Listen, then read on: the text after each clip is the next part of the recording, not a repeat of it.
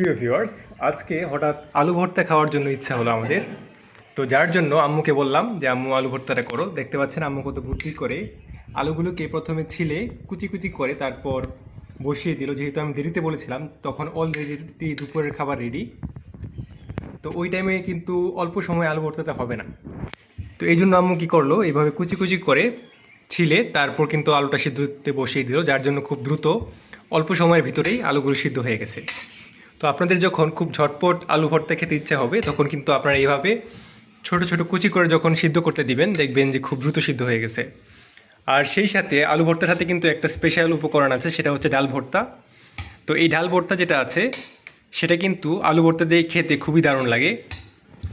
এটা আমাদের যে দাদুমণি ছিল সে করতো, এবং সেখান থেকে আসলে এই জিনিসটা খেতে খুবই টেস্টি এবং আমার কাছে খুব ভালো লাগে। আর আজকে দুপুরে দেখতে পাচ্ছেন এটা হচ্ছে ঝুরি ভাজি।